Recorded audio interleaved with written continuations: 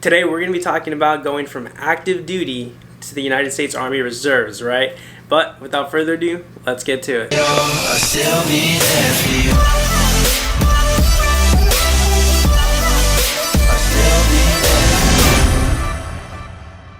What is up, guys? I'm Ben Allen. Welcome back to the channel. For those of you that may not know me, I did 4 years active duty as a 68 Whiskey, got out as a sergeant, did 2 months in the civilian side, and was like, you know what, I kind of miss the military, so I'm going to join the reserves. And now currently I'm still a 68 Whiskey, in the reserves, so I have that prior active duty knowledge and this future reserve knowledge that I'll be able to share with you guys once I learn more about it and I spend a couple more drills with my unit and things like that. But if you're new here, like this video, subscribe, and comment down below what you're excited for about basic training or joining active duty in the reserves and why you're joining either or. It's really good to connect with you guys, and you never know, somebody down in the comment section below might be going to the same basic training as you, so you already have a friend by the time you already go to basic training. So that's just a little cool thing about the comment section. It really connects you guys, it builds the community, and that's what we try to do here, bring you all together so you can get your questions answered, and it just helps us out all the time. So just be sure to like this video if you take anything away from it. I really hope you do, and without further ado, we're gonna jump straight into the topic, right? So going from active duty to the reserves, right? So you say you did your time already, and you're like, well, you know what, maybe I'll join the reserve. So there's 1 or 2 ways it could happen. So as you're processing out of active duty military, you have this thing called like ETS, right? And it's pretty much just ending. You're about to end, you're coming up on your time for the contract that you've been in. Say you signed for 4 years, it's been 4 years, and you're getting ready to get out, right? So you're going through a bunch of classes. There's a lot of places you have to check off on a checklist, to get stamps and signatures from. It's a process. That's going to be a completely different video on its own, guys, so let me know if you want something like that. It'll definitely set you up for success in the future. And pretty much, right, there's a section in there where you go talk to a reserve or a National Guard recruiter or Army liaison type of deal, or career counselor is what they're called, I believe. And pretty much they talk to you, they tell you what jobs are available, what bonuses that are available and things like that, and you can choose right then and there to simply just transfer over. Simple 4187. You can finish your IIR time, which you would have to finish anyway, because when you sign a contract, it's not just 4 years, right? It's a total of 8, and whatever you don't finish active duty, you serve in the IIR, which is the inactive ready reserves, and you're pretty much just a civilian, right? But should something big pop off, they can call you back in, right? And you can do that, the IIR, or you can finish that time out in the reserves. And I didn't know this at the time, so I was like, okay, cool. So I wanted nothing to do with the Army after getting out of active duty. I was like, you know what, no, I don't need this. Thank you, I appreciate your time, but I do not want to go to the reserves. So I just, checked off the little, got their signature, and they were like, okay, cool. So they didn't put me in the reserves right then and there as I was processing out of active duty. And so I did all that, right? I got out, I was on leave, I had like 70 days saved up, and I'll go over that in the ETS video because you want to save your days, guys. You want to save those days. So yeah, I did like a month and a half, 2 months in the civilian side. I was making YouTube videos for you guys, right? Me and my buddy were cranking them out, and then he went to school and things like that. So I was like, dude, bro, I need more content, things like that. And I was like, kind of missing the military a little bit. I was missing the people more than anything, but I was missing, something along the lines of the structure that the military gave me. And I felt like, you know what? Hey, so like I got a text. I was getting a bunch of texts from recruiters from the National Guard Reserves, and I always tell them, no, I don't want to. And then one day, one of them messaged me, and he was like, yo, like, we got 27 Delta available. You can do this. It's reclass school, and we can make it happen. I was like, you know what? Thank you for your time, but I'm not interested unless you can get me my same rank in MOS that I had active duty. Then I'll join. And he was, well, actually, in San Antonio, there's a slot for 68 Whiskeys, E5. And I was like, okay, cool. Like, what do I have to do? He's like, well, since you were already active duty and you're still, like, in your IIR time, all it would be is a simple 4187, which is just a transfer, pretty much. And so that made the process so much smoother than it could have been, right?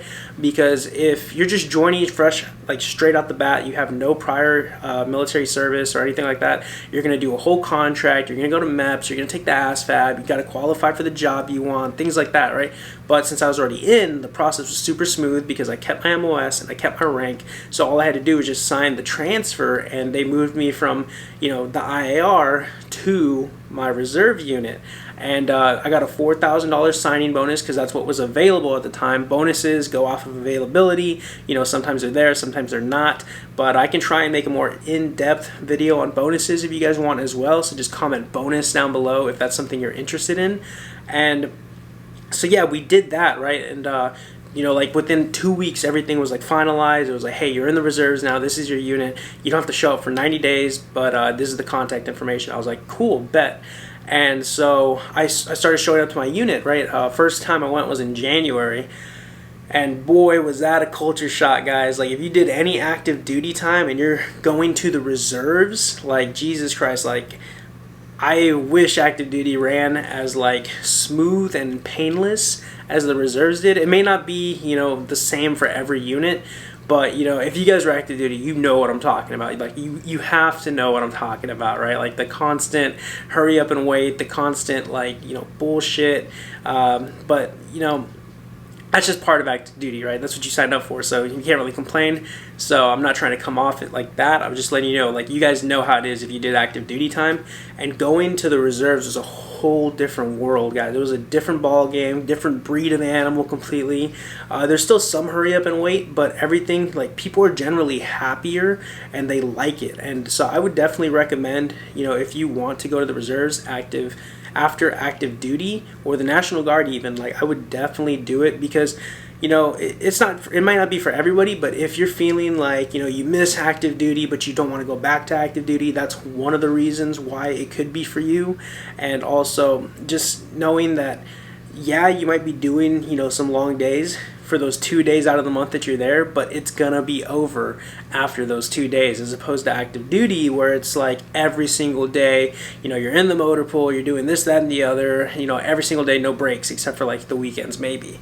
And but that's just some of the things I've noticed in the reserves, guys. So that might be something you guys could be interested as well if you're coming from active duty like I did. And, you know, I can tell you from experience, guys, like active duty can be fun, but it can also suck. And the reserves so far has been nothing but fun because, like, you're coming from that mindset of active duty and you're like, bro, this is going to suck. This is going to be like active duty. This is going to be like hurry up and wait. There's going to be like a whole bunch of nonsense. The NCOs are going to be toxic, things like that. But honestly, that's not the case, guys. Like, at least in my unit, my reserve unit, like, all my NCOs are like very helpful. They always send out messages. Everybody's mostly always informed. It just runs super smooth, guys. And I can't stress that enough because it's just one of the reasons why, you know, I would tell y'all to consider joining the reserves if you still want that taste of military life, but without all the active duty stuff. You know, reserves, National Guard is the way to go. And I'm not a recruiter. I'm not trying to put any of y'all in the military. I'm just trying to give you guys my honest advice and, you know, from my experience as well, like what I've gone through recently while being in the reserves. I have a bunch of videos talking about my first drill, talking about why more in depth I did it. And, you know, just things like that. So you can feel free to check those out as well if you want more insight on the reserves, or if you're even thinking about going active duty, guys, you can do so. You know, I have a bunch of videos from my time in active duty. I have like over 200 videos talking about various subjects about the military, basic training, AIT, 68 Whiskey AIT, a bunch of infantry videos, some 19 Delta videos. I have a Know Your MOS series as well, going over different MOSs and what you could expect should you choose to, you know, pick that MOS. What else? I got some Korea vlogs as well from my time in South Korea. There's a whole bunch of content on here, guys, and I think it would really benefit you guys to check it out. And that's pretty much what this whole video is about today, guys, just to like tell you guys about switching from active duty to the reserves, how you could possibly do it, right? And also just to inform you of how my time in the reserves has been for me primarily, and I really hope you guys took something away from it. If you guys have any questions, if you feel like I missed anything whatsoever, comment down below, and I'll be more than happy to answer your all's questions.